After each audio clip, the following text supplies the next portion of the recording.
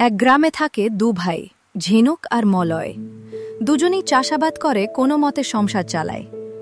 একদিন বিকেলে তারা ক্ষেতের আইল দিয়ে ফিরছিল। দাদা, আর কতদিন এই রোজগার? একটুও উন্নতি করা যাচ্ছে না। আরে হ্যাঁ রে, কিন্তু উপায়ই বাকি।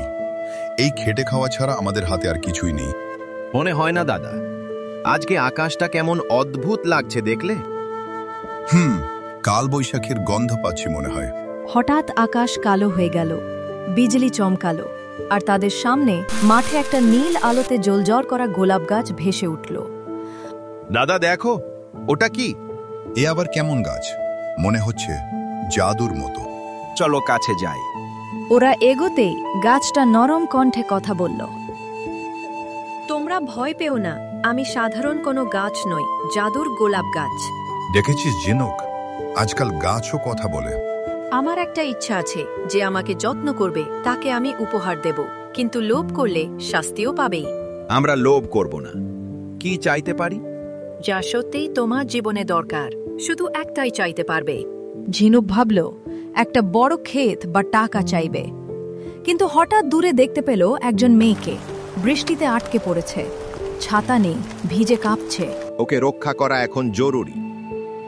আমি কিছুই চাইব না, আগে ওকে সাহায্য করি।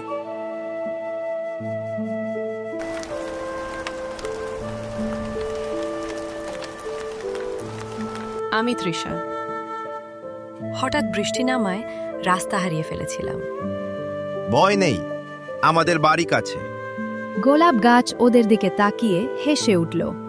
তুমি নিজের জন্য কিছু চাইলে না, তাই আমি তোমাকে পুরস্কার দিচ্ছি। হঠাৎ আকাশ পরিষ্কার হয়ে গেল। ঝিনুকের হাতে একটা নীল রঙের গোলাপ তৈরি হলো। তৃষা ঝিনুকের বাড়িতে এলো। তোমরা এত ভালো, আমি সত্যিই কৃতজ্ঞ। ভালো থাকার কোত্থেকে? আমরা মাঠে কাজ করে কোনো মতে পেট চালাই।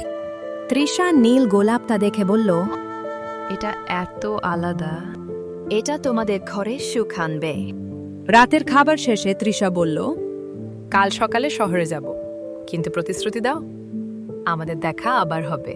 ঝিনুক লাজুকভাবে মাথা নাড়ল।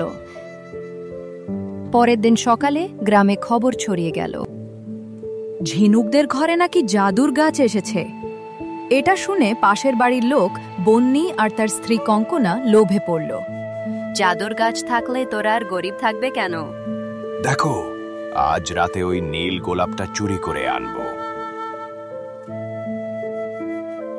রাত নেমেছে, আকাশ ভরা নক্ষত্র। বন্নি আর কঙ্কনা চুপি চুপি ঢুকলো ঝিনুকদের উঠোনে। ওই যে টেবিলে গোলাপটা।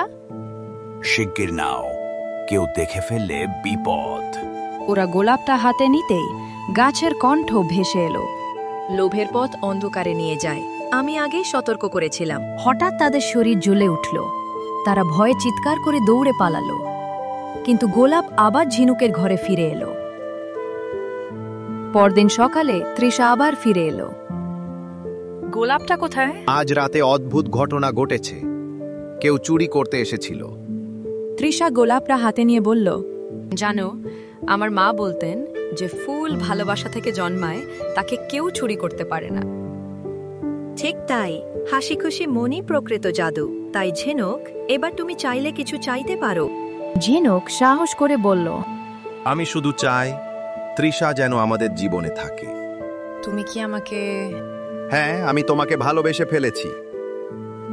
গোলাপ হঠাৎ আলো ছড়িয়ে দিল। হৃদয়ের ইচ্ছাই সবচেয়ে সত্য। তৃষা, তুমি কি তার পাশে থাকবে? অবশ্যই। ঝিনুক আমাকে বাঁচিয়েছে, আর আমি ঝিনুকের মন জিতেছে।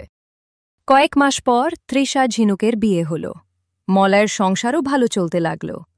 গোলাপ গাছ তাদের উঠোনে শান্ত হয়ে দাঁড়িয়ে রইল আর বলল, যেখানে সত্যিকারের ভালোবাসা থাকে সেখানে জাদু নিজে থেকেই এসে যায়।